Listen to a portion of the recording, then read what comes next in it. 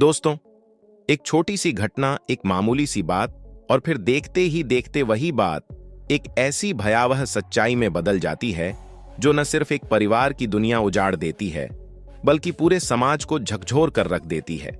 आज जिस घटना के बारे में हम बात कर रहे हैं वह सिर्फ एक खबर नहीं है, यह एक ऐसा आईना है जिसमें हम अपने समाज की सोच, गुस्से और भीड़ की मानसिकता को साफ साफ देख सकते हैं।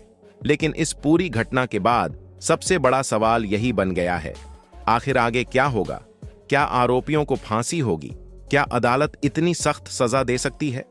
या फिर सोशल मीडिया पर जो बातें वायरल हो रही हैं वो सिर्फ अफवाह हैं? आज हम इसी पूरे मामले को शुरुआत से समझेंगे, हर पहलू को देखेंगे और यह भी जानने की कोशिश करेंगे कि सच्चाई आखिर क्या है। सबसे पहले आपको उस दिन पर लेकर चलते हैं जब सब कुछ बिल्कुल सामान्य था। दिल्ली का एक आम इलाका, एक सामान्य सी गली जहां हर दिन की तरह लोग अपने अपने काम में लगे हुए थे। कोई नौकरी पर जा रहा था, कोई दुकान संभाल रहा था, बच्चे खेल रहे थे, यानी जिंदगी अपने सामान्य रफ्तार से चल रही थी। इसी इलाके में रहने वाला एक करीब 20 साल का युवक, जिसे लोग तरुण के नाम से जानते थे, अपनी जिंदगी में आगे बढ़ने की कोशिश कर रहा था। वह एक साधारण परिवार से था, लेकिन उसके सपने बड़े थे। उसके माता पिता को उससे काफी उम्मीदें थीं। मोहल्ले के लोग उसे एक शांत, सीधा और मेहनती लड़का बताते थे। उसे फिटनेस का शौक था, वह रोज जिम जाता था, अपनी सेहत का ध्यान रखता था। उसकी लाइफ बहुत सिंपल थी, घर, काम, दोस्त और अपने सपनों को पूरा करने की कोशिश। लेकिन किस्मत ने उसके लिए कुछ और ही लिखा हुआ था। घटना उस समय की है जब पूरे इलाके में त्योहार का माहौल था। बच्चे छतों पर खेल रहे थे, रंग और पानी से मस्ती चल रही थी, हर तरफ हंसी खुशी का माहौल था। इसी दौरान एक छोटी बच्ची ने मजाक में पानी से भरा गुब्बारा नीचे फेंका। उसका कोई गलत इरादा नहीं था, वह बस खेल रही थी, जैसा कि बाकी बच्चे भी कर रहे थे। लेकिन कई बार जिंदगी में छोटी छोटी घटनाएं ही बड़े हादसों की वजह बन जाती हैं। वह गुब्बारा सीधे नीचे गिरने के बजाय रास्ते में दिशा बदल गया और सड़क से गुजर रही एक महिला के पास जा गिरा। पानी के छींटे उस महिला पर पड़ गए। बस यही वह पल था जहां से कहानी ने एक खतरनाक मोड़ ले लिया। महिला ने इसे एक मजाक नहीं बल्कि अपमान के रूप में लिया। वह गुस्से में सीधे उस घर के सामने पहुंची और जोर जोर से विरोध करने लगी। शुरुआत में यह सिर्फ एक नाराजगी थी, लेकिन धीरे धीरे यह बहस में बदल गई। घर वाले समझाने की कोशिश कर रहे थे कि यह बच्चों की गलती थी, जानबूझकर कुछ नहीं किया गया। लेकिन उस समय गुस्सा इतना ज्यादा था कि कोई सुनने को तैयार नहीं था। आवाजें ऊंची होने लगीं, लोग इकट्ठा होने लगे और देखते ही देखते वहां एक भीड़ जमा हो गई। कुछ लोग समझाने की कोशिश कर रहे थे, लेकिन कुछ लोग माहौल को और भड़का रहे थे। यहीं से भीड़ की मानसिकता काम करने लगती है। जितने ज्यादा लोग जुड़ते गए, उतना ही गुस्सा बढ़ता गया।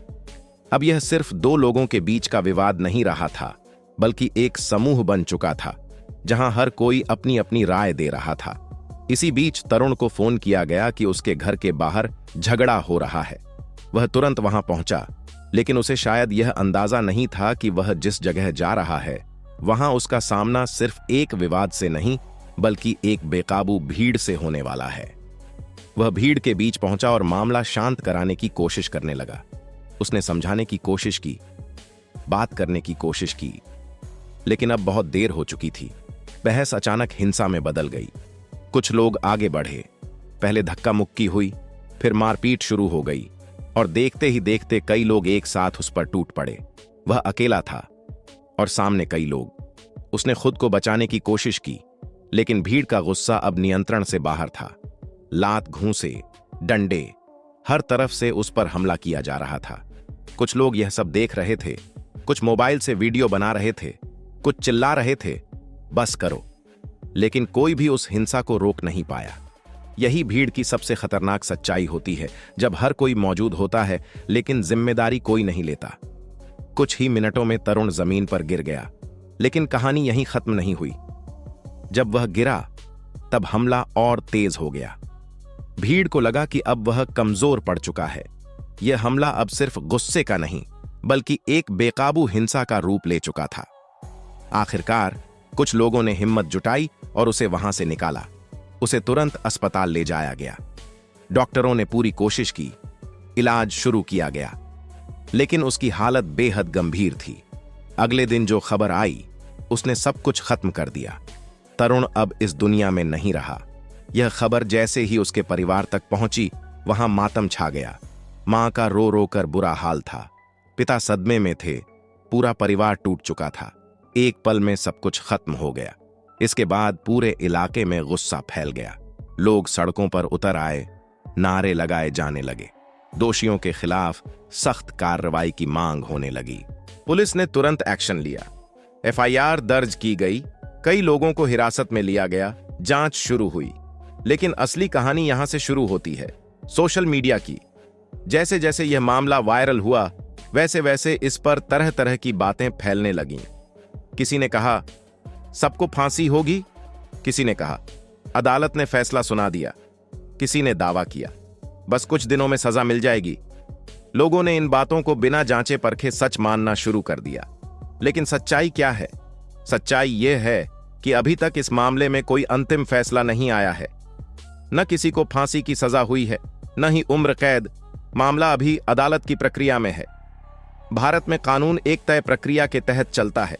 सबसे पहले पुलिस जांच करती है, सबूत जुटाए जाते हैं, गवाहों के बयान लिए जाते हैं, मेडिकल रिपोर्ट तैयार होती है, फिर चार्जशीट अदालत में पेश की जाती है। इसके बाद शुरू होता है ट्रायल। ट्रायल के दौरान दोनों पक्ष अपनी अपनी बात रखते हैं। हर सबूत को जांचा जाता है, गवाहों से सवाल किए जाते हैं। यह प्रक्रिया लंबी होती है, समय लेती है। अब बात करते हैं सबसे बड़े सवाल की, क्या फांसी हो सकती है? भारत में फांसी की सजा सिर्फ रेयरेस्ट ऑफ रेयर मामलों में दी जाती है, यानी ऐसा अपराध जो बेहद जघन्य हो, अमानवीय हो और जहां अदालत को लगे कि इससे कम सजा न्याय नहीं होगी। अदालत यह भी देखती है कि अपराध पहले से प्लान किया गया था या अचानक हुआ। अगर अपराध अचानक गुस्से में हुआ हो तो अक्सर फांसी की जगह उम्र कैद दी जाती है। इस मामले में जो शुरुआती जानकारी सामने आई है उसके अनुसार यह घटना अचानक शुरू हुई थी और धीरे धीरे हिंसा में बदल गई। लेकिन अंतिम फैसला अदालत ही करेगी, इसलिए यह कहना कि फांसी तय है पूरी तरह गलत है। सोशल मीडिया पर फैल रही कई बातें सिर्फ अफवाह हैं और यही सबसे खतरनाक चीज है, जब लोग बिना सच्चाई जाने फैसले सुनाने लगते हैं। इस पूरे मामले ने हमें एक और बात सिखाई है, भीड़ की मानसिकता। जब इंसान अकेला होता है तो वह सोच समझकर फैसला करता है, लेकिन जब वह भीड़ का हिस्सा बन जाता है तो उसकी सोच बदल जाती है। वह भावनाओं में बह जाता है, गुस्से में आ जाता है और कई बार ऐसे कदम उठा लेता है जिनका उसे बाद में पछतावा भी नहीं मिलता, क्योंकि तब तक बहुत देर हो चुकी होती है। आज एक परिवार ने अपना बेटा खो दिया। उनके लिए यह सिर्फ एक केस नहीं है, यह उनकी जिंदगी का सबसे बड़ा दर्द है। वे सिर्फ एक चीज चाहते हैं, इंसाफ। लेकिन इंसाफ का मतलब सिर्फ सख्त सजा नहीं होता, बल्कि सही सजा होता है जो कानून के अनुसार हो। और यही काम अदालत का है। अब सबकी नजर इसी पर टिकी है कि अदालत क्या फैसला देती है। क्या दोषियों को फांसी मिलेगी? क्या उम्र कैद होगी या फिर कुछ और? यह सब आने वाला समय बताएगा। लेकिन एक बात आज साफ हो गई है, गुस्सा, भीड़ और एक पल का गलत फैसला किसी की पूरी जिंदगी छीन सकता है। और इसलिए जरूरी है कि हम सीखें, समझें और ऐसी घटनाओं को दोबारा होने से रोकने की कोशिश करें, क्योंकि एक बार जो चला जाता है वह कभी वापस नहीं आता।